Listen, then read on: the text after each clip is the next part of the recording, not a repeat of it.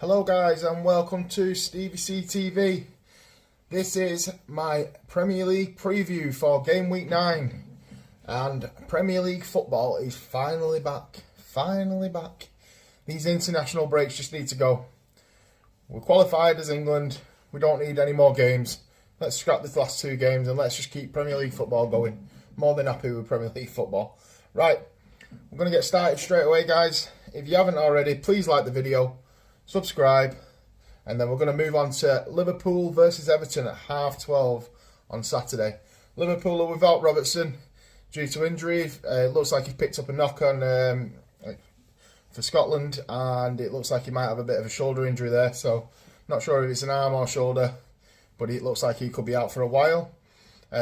Probably Tsimikas or Gomez probably going to take his place in that squad. Liverpool will be without Curtis Jones still, but I still think they have enough over Everton. Everton, I believe it's 2 games they've won in the last 3, so I think Everton are getting better. Sean Dyche is starting to get into play, but I still think Liverpool are going to go and get a win here. So I'm going 2-0 win for Liverpool. We've got Bournemouth versus Wolves at 3 o'clock. Bournemouth need a win. They have only got 1 win so far. I believe it's 1 win or either. Still just 1 point. Can't remember if they've won a game yet. But Wolves are in decent form. They beat City and drew with Villa, so getting the 4 points out of them 6 points available. They've absolutely smashed it there. I think Wolves could go on to win 3-1 in this one. We'll have to wait and see what happens. But Wangi Chan scoring, starting to become a bit of a favourite with the fans now. So Brentford versus Burnley, that's at 3 o'clock as well. Brentford are a really good side. Jensen's scoring goals, having quite a bit of fun with the ball. But they've actually not won in the last 6 games. That's in all competitions. So not to win that, they've only drew 2 as well. So to lose 4 games out of that, and then to be as unlucky as they were against Man United, they look really good against United. So to get that loss will hit the players quite hard. But they need to knock back, get back into it, and let's see what happens. Burnley just missing something. They've got good attacking, counter-attacking football, but they're just missing something. Maybe that striker up front. Even though they've got the good attacking wingers, they just can't get that goal. So I'm going to go with a Brentford win here. I think they'll turn it back around, get that win finally, and they'll win 2-1. Next up, we've got Man City versus Brighton. Man City have got Rodri back.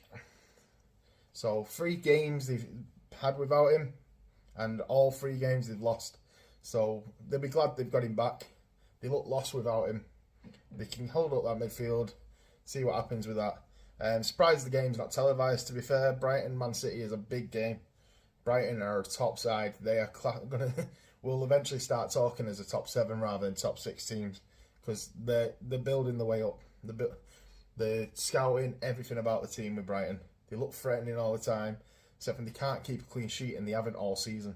So I think Haaland's going to get in behind the defence here, and if he does, I think it's a high-scoring game. So I'm going to go with City win, and I'm going to say 4-1. So I can see Brighton getting a goal. With players like Mitoma, you never know what's going to happen. He's a bit of a spark there every time he runs at the players. So let's see what happens. But I'm going Man City win, and I'm saying 4-1. Next up, we've got Newcastle versus Palace. That is also a 3 o'clock kickoff. Looks like Tonali might still play for Newcastle, even though he's just come out and said that he is basically a gambler, and he's pleaded guilty to all his allegations. So I'm sure there'll be a lengthy suspension, a bit like Tony's. But we'll see. We can only wait and see what happens with the Premier League and how they're going to deal with this. But for now, I think he might play. If he doesn't, then he'll be a big miss. But they might likely that Joe Linton might be back. So Newcastle fans can be happy with that, knowing that they might lose a player, but they still gain one back. So Joe Linton, Isaac, Botman, they're all hopeful for the game. So we'll have to see if they can play. Palace have the most clean sheets in the league. So I think that's 4 games or 5 games where they've had clean sheets. And we've only had 8. I'm going to go with Newcastle win. I'm going to say 1-0. I think Newcastle will just get past them. I think if they get Isaac back or Callum Wilson scoring, then game over. Heads will drop. It could be more, but I'm going to go with a 1-0 win. Seems like they're very good defensively, Palace, so let's see. Next up, Forest versus Luton. This game, a bit more of a championship game, really. But they've earned it. They're in the Premier League, so this is a game that's going ahead. Forest have only lost 2 of the last 18 home games, and I can't see them losing again. Luton, they stood strong against Spurs. They look good. Barkley is likely to start for Luton, so will they push on? I can see him getting a goal, but I think Forest will get the win here. I can go with a Forest 2-1. I'm sure you might agree. I think Forest will win that, but Luton, they're starting to look a bit more impressive than they were. Starting to look more of a team with the new signings. Next up, we've got Chelsea versus Arsenal, 5:30 kickoff. Arsenal just beat City. They're still unbeaten in the league. Chelsea are coming off back-to-back wins. Their confidence will be really, really high. And Reece James looks like he might be coming back. So if Reece James comes back, that's going to be a big boost to Chelsea going forward and defensively. So let's see what Reece James can do. If he does end up playing, start on the pitch or does he start on the bench? We can only wait and see. Saka's looking likely to be back. I'm going for a draw. I think Chelsea might actually hold Arsenal off. And I think Arsenal will feel the pressure from the fact it's a big game against Chelsea. But I think they'll underestimate Chelsea. Obviously, you never know what kind of Chelsea we're going to get. So I'm going to go with a draw. Next up, we've got Sheffield United versus Man United at 8 o'clock. United were really lucky to win the last game, let's be honest. As a United fan, we weren't great. We were all over the place. But bring Scott McTominay on and get 2 great feeling goals, but papering over the cracks in our squad. All the talk at the minute is about Jim Radcliffe and his ownership, the 25%. Is he good enough? Should he be getting Glazers out?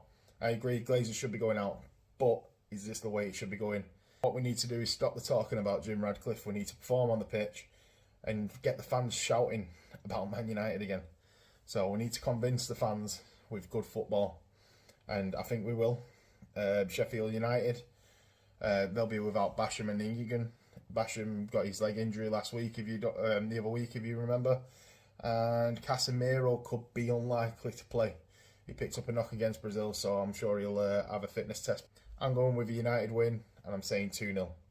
Next up, we've got Villa versus West Ham on Sunday. Only the one game on Sunday this week, and Villa will be without Mings and Buendia, but they do have Watkins on fire at the minute.